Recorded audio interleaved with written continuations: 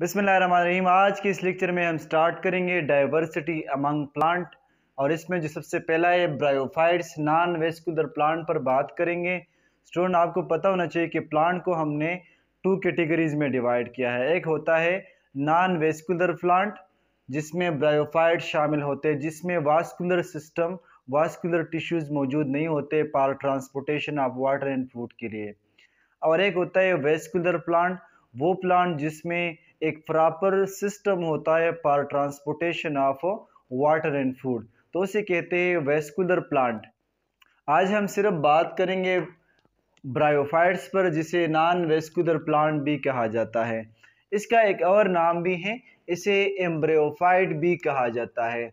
ये ब्रायोफाइट इस लैंड पर सबसे जो छोटे प्लांट है, स्मॉल लैंड प्लांट है, और ये डिपेंड करता है ऑन वाटर फॉर फर्टिलाइजेशन के लिए।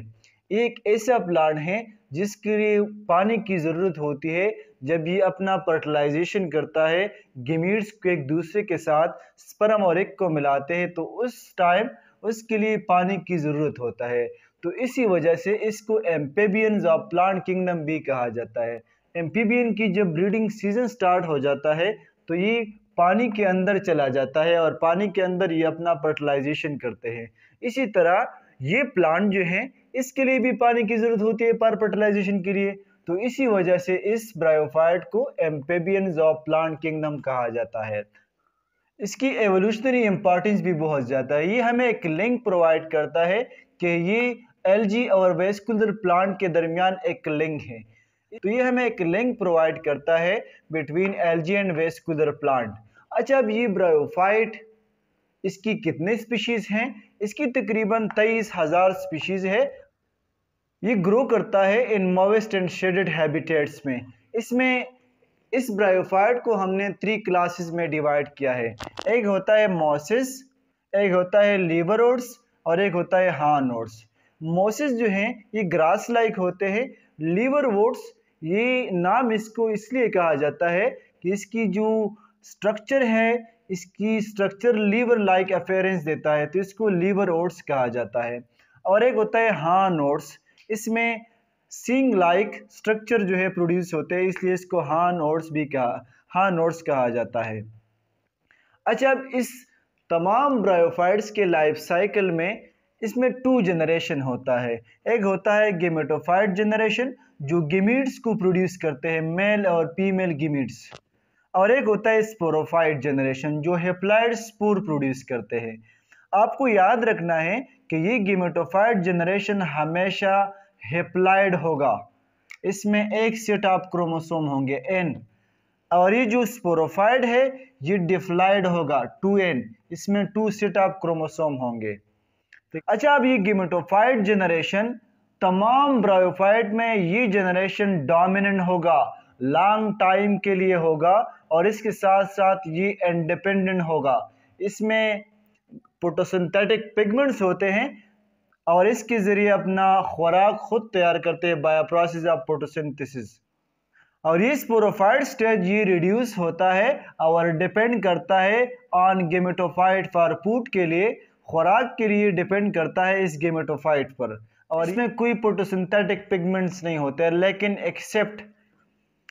एक्सेप्ट हार्नवुड्स एक ऐसा ब्रायोफाइट है, इसको एडवांस ब्रायोफाइट भी कहा जाता है। क्यों इसको एडवांस ब्रायोफाइट का नाम दिया जाता है? क्योंकि इस हार्नवुड्स में ये जो गेमेटोफाइट है और स्पोरोफाइट ये दोनों इंडिपेंडेंट होता है, ये दोनों ग्रीन होते हैं और अपना खुराक खुद तैयार करते हैं, इसलिए इस हार्नवुड्स को एडवांस ब्रायोफाइट भी कहा जाता है। ये एडवांस ब्रायोफाइट है। अच्छा, इसकी लाइफ साइकिल की तरफ आते हैं। अब आप लोग को समझ आ जाएगी। लेट्स सपोज यहाँ पर हम स्टार्ट कर ले कि एक स्पोर प्रोड्यूस हुआ है एक स्पोरोफाइट प्लांट से, एक स्पोर प्रोड्यूस हुआ है और ये स्पोर मियासिस के थ्रू रिप्रोड्यूस हुआ है। आपको पता होना चाहिए कि जब भी मियासिस होता है तो ये डिप्लॉइड सेल को कन्वर्ट करता है इनटू हेप्लॉइड सेल में। तो ये जो स्पोर पैदा हुआ ये हेप्लॉइड स्पोर है, और ये जितने भी स्पोर पैदा होता है ये होमोस्पोर्स होते हैं, एक जैसे स्पोर्स होते हैं।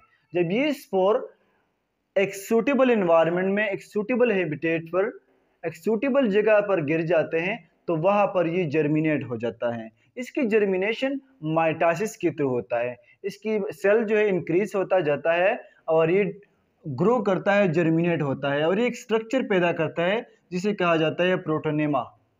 एक स्ट्रक्चर डेवलप होता है। अब इस प्रोटीनेमा पर बास प्रोटीनेमा जो है जब ये डेवलप हो जाता है तो इस पर एक फीमेल रिप्रोडक्टिव ऑर्गन डेवलप होता है जिसे कहा जाता है आर्चिगोनिया।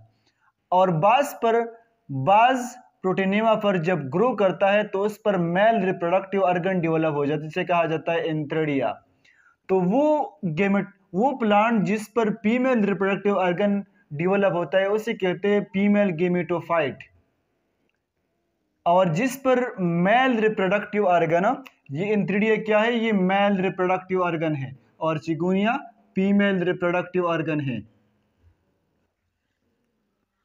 जिस पर एंथ्रेडिया डेवलप होते हैं उसे कहते हैं मेल गेमेटोफाइट। अच्छा, जब ये दोनों मैच्योर हो जाते हैं, लेट्स सपोज अगर हम इसको यहाँ पर इनलार्ज कर ले ये दोनों स्ट्रक्चर, तो आप लोगों को यहाँ पर नजर आ जाएगी कि ये आर्चिगोनियम जो है ये एक फ्लास्क शेप स्ट्रक्चर होता है। हर आर्चिगोनियम के अंदर एक एग डेवलप होगा, एक हेप्लाइड एग डेवलप होगा। ये एक क्या होगा, हेप्लाइड होगा। एन हमें शो करता है कि ये हेप्लाइड है, इसमें एक सेट ऑफ क्रोमोसोम है। और ये जो इंथ्रीडियम है यहाँ पर आप देख सकते हैं, ये इमैच्योर इंथ्रीडियम है और ये मैच्योर इंथ्रीडियम है। तो माइटासिस के थ्रू यहाँ पर जो स्पर्म मदर सेल होगा वो डिवाइड होगा। माइटासिस इसलिए होता है क्योंकि ये सेल, ये इंथ्रीडियम ऑलरेडी क्या है, हेप्लाइड है। ऑलरेडी क्या है, हेप्लाइड है। तो यहाँ पर माइटासिस होगा और माइटासिस के थ्रू एंथ्रीडियम के अंदर क्या पैदा होगा, स्पर्म पैदा होगा, हेप्लाइड स्पर्म। जब ये स्पर्म रिलीज हो जाता है तो इस स्पर्म के साथ ये फ्लैजेला होता है। इसे मोटाइल स्पर्म भी कहा जाता है। ये मोटाइल होता है, मोटाइल इन नेचर। इसके साथ 2 फ्लैजेला होता है, ये मोटाइल होता है। तो ये मोटाइल स्पर्म ये मूव करते हैं with the help of water. यहाँ पर इसके लिए पानी की ज़रूरत होता है। जिस तरह मैंने आपको यहाँ पर बताया कि ये amphibian of the plant kingdom है, फर्टिलाइजेशन के लिए वाटर की ज़रूरत होता है। तो ये स्पर्म वाटर की मदद से मूव करते हैं और ये इस आर्चिगोनियम के अंदर आ जाता है। ये यहाँ आर्चिगोनियम यहाँ पर मैंने ड्रा किया है। तो ये स्पर्म जब ये इस आर्चिगोनियम के अंदर आ जाता है तो फर्टिलाइजेशन हो जाता है। फर्टिलाइजेशन के बाद हमें पता है कि ये स्पर्म भी हेप्लाइड था और ये एग भी हेप्लाइड था। जब दो हेप्लाइड आपस में मिल जाते हैं, जब ये दो हेप्लाइड आपस में मिल जाते हैं तो क्या बन जाएगा, डिप्लाइड जाइगोट। तो आपको जहन में याद रखना है, जब तक ये प्लांट हेप्लाइड स्टेज में है, जब तक ये लाइफ साइकिल हेप्लाइड स्टेज में है, इसमें एक सेट ऑफ क्रोमोसोम है, तो इसको हम कहते हैं हेप्लाइड जनरेशन और हेप्लाइड स्टेज। जब जाइगोट बन जाता है तो यहाँ से ये सेल अब क्या हो गया, अब डिप्लाइड जाइगोट, डिप्लाइड सेल बन गया 2n। तो यहाँ से फिर स्पोरोफाइट जनरेशन स्टार्ट हुआ। तो ये जाइगोट बन गया। जाइगोट के बाद इसमें डिवीजन होगा, माइटासिस, और माइटासिस के थ्रू यहाँ पर एम्ब्रियो बन जाएगी, अ मास ऑफ सेल। और जब एम्ब्रियो बन जाता है तो ये एम्ब्रियो जर्मिनेट होगा और इससे प्रोड्यूस होगा, लेट्स सपोज यहाँ पर ये एम्ब्रियो जो है यहाँ पर मैं ड्रा करता हूँ कि ये एम्ब्रियो यहाँ पर मौजूद था। तो ये एम्ब्रियो जब जर्मिनेट हो जाता है तो ये प्रोड्यूस करता है स्पोरोफाइट प्लांट बॉडी। ये यहाँ से स्टार्ट हुआ, ये स्पोरोफाइट है। ये स्पोरोफाइट किस चीज पर डेवलप हुआ, इस गेमेटोफाइट प्लांट पर डेवलप हुआ। ये गेमेटोफाइट प्लांट था, इसके अंदर ये आर्चिगोनियम थी, आर्चिगोनियम के अंदर एम्ब्रियो था। एम्ब्रियो जब जर्मिनेट हुआ तो यहाँ से ये स्पोरोफाइट स्टेज स्टार्ट हुआ, ये स्पोरोफाइट प्लांट डेवलप हुआ, स्पोरोफाइट प्लांट डेवलप हुआ। इस स्पोरोफाइट प्लांट के बेस को कहा जाता है पुट, इसके स्टेम को कहा जाता है सीटा, और इसके जो सेक लाइक स्ट्रक्चर है इसको कहा जाता है कैप्सूल। इस कैप्सूल के अंदर एक स्पोर मदर सेल होता है और वो डिप्लाइड होता है।